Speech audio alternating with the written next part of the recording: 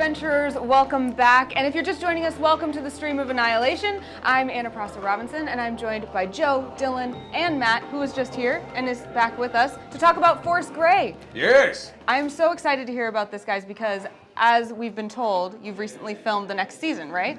That's right. This is true. And, you know, I know you probably don't want to give anything away. We're all very curious. We would love spoilers, but I know you won't give them to us. But how was the filming? What was it like? It's a blast. I mean, come on. Well, I was a fan. You were on season 1. Well, not the full season 1, but I did the live show at the Right. Egyptian. And I think it's only gotten more smooth from there. Yeah? Yeah. In what sense? Well, it wasn't live performance, so that I think definitely throws a wrench. On a big stage, in front of a live audience, on a sprawled table. Yeah, that was definitely by our bootstraps, but so much fun. But I think just having the kind of canonical, how many episodes did we film in total? Well, I guess we'll find out when they come out in editing, but we shot for 2 days on it. It was like 2 There's straight. supposed to be 8? I think so, yeah. Yeah. 2 days is quite a marathon if you're trying to shoot 8 episodes. How long was filming? Did you guys like sit 8 for hours. quite Not a long while? enough. I know. Well, I didn't want to go home. it was like 8 hours a day. When we finished every day, we're like, no! Yeah, let's keep playing. Keep playing! We're good. Didn't we go over with the We did second go over on two? the last We day. did on the last day because you needed to be out for Christmas, I did, but I also wanted to make sure we finished the final beats of the arc. So which I think we did. pretty good. We had some really. There was a gnarly. There was some. pretty cool beat. Yeah, I'm not. What being does right before, gnarly yeah, mean? anyway. In gnarly, Well, give us it's the something to two hold of on to. annihilation, so there are some elements where danger and choices might lead to some crazy things. It's true. And, Choices. Very diplomatically put. Yes. that was a lot of fun. Awesome. Well, tell us a little bit. Actually, let's rewind because there are some people who are joining us who may watch other D&D shows or maybe are just getting introduced to D&D. What can they expect out of Force Grey? Give us kind of the elevator speech.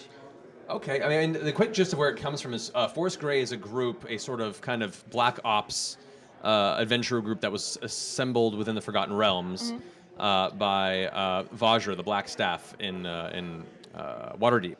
And so our first season was that first group of adventurers gathered together to do a task for her. This season is a continuation of that troop. However, it has some members that still remain and others that have since joined, such as Dylan's character, and new characters such as Joe's character, that are essentially, this is their first foray under the Force Grey banner. And in this, they're traveling to a distant land for a very familiar purpose for those who've been paying attention to the stream and some of the story elements, or you will in the near future.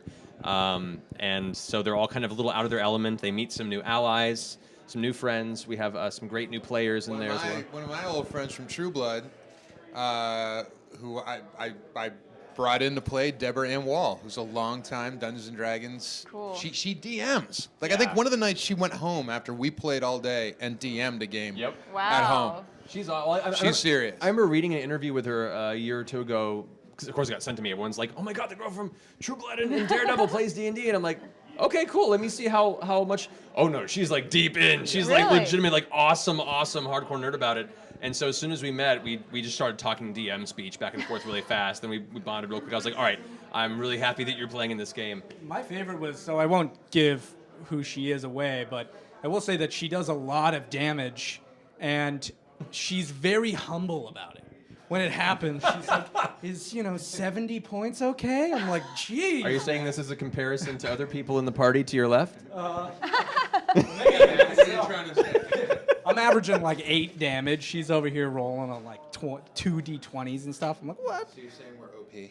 It's a little OP. We are the Black Ops group. Right? There's damage dealers and there are support classes. There's a lot of things that you could do that they could not. Dude, I you just have like to mastered cheer the everyone. Druid, I have to say, because I was at the live event at the Egyptian, and from that time until Force Grey, like, you have mastered that Druid. There is some, there's one moment in particular that I can't give away that's going to go down in the annals of D&D history as one of the most insane kills anyone's ever seen. Is it just in terms of like druid skill? Is that what makes it Creativity, insane?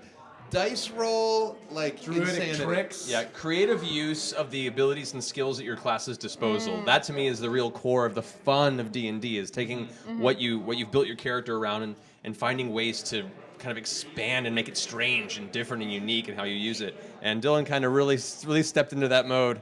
I'm a druid in real life. So actually, can see this that. is just a form I take on. Makes it easy. Playing yourself. Normally, I'm a very old, tiny little man.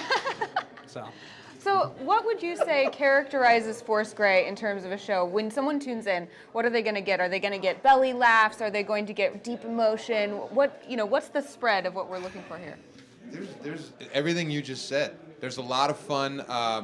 Utkarsh, who's a really good friend of mine, we pulled off some fun maneuvers. So there's a lot of laughs. There's some great storytelling, real creativity.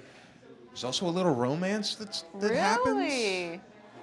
There's a couple of female characters in the party. Brian female- Posehn being one of them. Yeah. But I'm not going to give anything away. But there might be something brewing. Within like the narrative, and there's NPCs in the world, and there's Yeah. interactions that happen that kind of it goes in places you don't expect. It's pretty awesome. Funny group. I mean, all in all, I would Oh, say yeah. the group is pretty funny. Well, Yeah. any D&D group, especially when you have some people that have already played before and some that haven't, you're always curious how the group's going to gel. You have some newcomers, you have some old school folk, and this group just snapped so fast and gelled so quickly. And It did. It really did. There was a moment where I think it was after lunch of the first day where it was like, this is happening. Yeah, like it came together. We talked about if somebody was just tuning in for the first time, but what if somebody's a super fan of Force Grey and they're looking forward to this next season? What tidbit can you give them of like, oh, you're going to love this. As a super fan, this is really going to feed you. Without spoilers? without spoilers, Hitch is even hitchier. And I mean that in the greatest way. Just when you thought he couldn't get hitchier. Okay. I think the backdrop, to me, as a longtime D&D fan and player, what this book, this kind of 2-day party that we're having to launch, like that's exciting to me. The world is exciting. There are Spielbergian elements to Matt's storytelling when certain monsters show up. There are rumblings in the jungle. It's scary and it's fun and it's the creatures are so great. It's such a great world. It's this world of jungles and temples and tombs and we don't want to give the plot away, but there's some wild stuff brewing in that jungle and it's brought to life by Matt like in an amazing way. Platforming off of that, too, I think that, longtime players are probably going to be excited to see Brian Posehn as Calliope insult the shit out of all of that, too. He has to sing because he's a bard, so we keep it's so forcing good. Brian Posehn to sing. No, you have to sing. Oh, you're giving inspiration. so You have to creative. sing now. And how does he do? Terrible, Oh, like monotone. Yeah. You be the judge when you see the season, I exactly. suppose. That's No, really it's exciting. hilarious. Is there anything you want the fans to know? When can they look for it? Where should they look for it? I don't know if they've announced the official release date soon. We'll have to talk to Nathan Stewart and see if we can squeeze it out I'm of him looking to see if before I the see weekend's Nathan over. Stewart down on the floor there.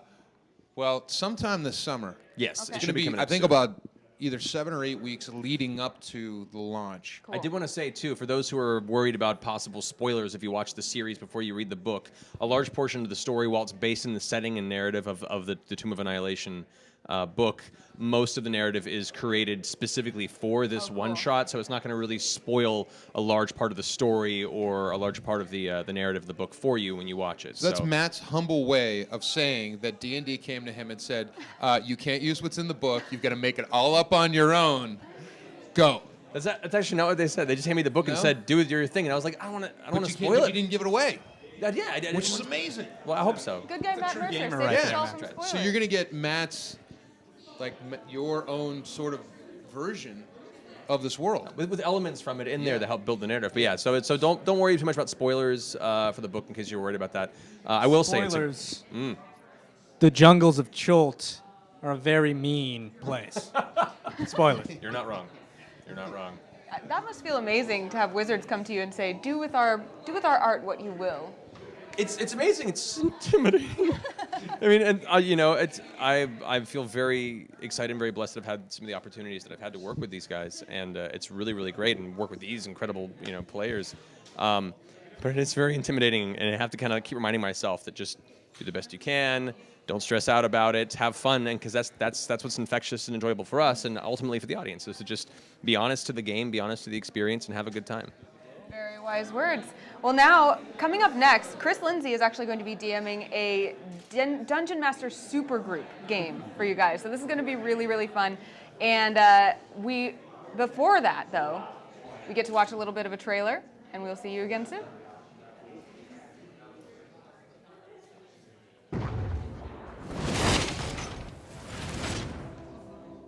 Hitch, Calliope, Tyrrell, you are summoned to Blackstaff Tower immediately at the behest of the Blackstaff herself.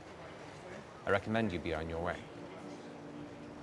You begin to see more and more of the continent rise, and you can see now in the sunlight the bright green jungle canopies of Chult before you. The ship finally docks. You're immediately greeted with this vibrant display of all sorts of interesting people and spicy scents and fruits. Friend, I couldn't help but notice you look a bit out of place here in Chult, am I right? It looks like you could use some help. Your services won't be required. Yeah, we're good. Runt. Visitors like you ought to be more careful. We're looking for someone. Someone who knows these jungles. Do you happen to know anyone? Well, Ferrule is definitely You're not. hired. There's a race of bird-like creatures in the Chult jungles. I know they're evil. I think we need to be very, very careful. Wings come up and it swoops down directly at you. So yeah, my huge greatsword, Lady Deathbringer, comes on out. What is your purpose? We seek the soulmonger. Take us to him or die.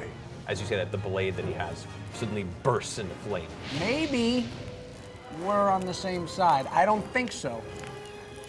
I'm gonna go out on a limb and say no. Brave the dangers of this unbridled wild land. Find the lost city and the location of this soulmonger. Here we go again.